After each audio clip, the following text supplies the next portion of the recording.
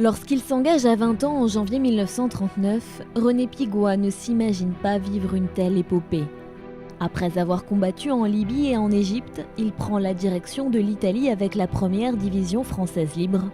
Le 19 juillet 1944, tout s'accélère. On était vers Sienne, on nous a fait descendre jusqu'à Tarente pour préparer le débarquement. Les cargos se mettent en route, mais alors c'était une sacrée organisation.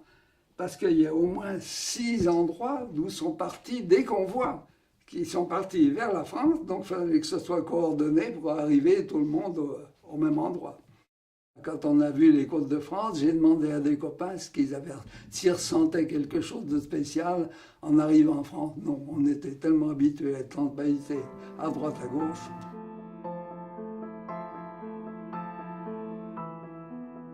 La côte n'était pas fortifiée comme la côte normande ou la côte de l'Atlantique, il n'y avait pas de blocos. Hein.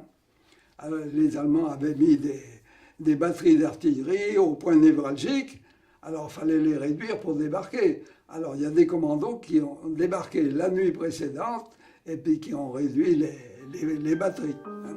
Le 15 août, ses camarades et lui apprennent que les Alliés ont débarqué dans le sud de la France. Eux devront attendre encore une journée avant d'atteindre le Var.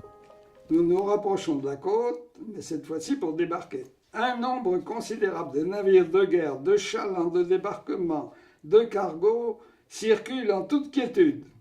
Nous stoppons à 300 mètres du rivage, près du Cap Cavalère.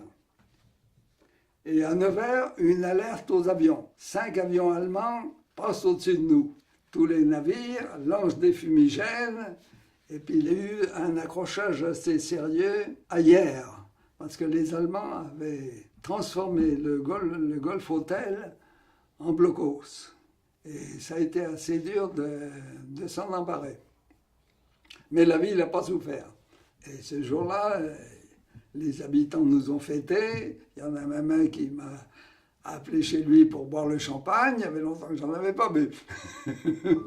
René remontera ensuite vers l'est de la France et poursuivra les combats jusqu'en Alsace. Est-ce que vous y repensez à cette époque régulièrement? Oui, on pense à tout ce qu'on a vécu. On voit un tas de gens.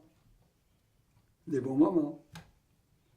Oui, oui. Les mauvais, on les oublie? Oh, les mauvais, on les oublie.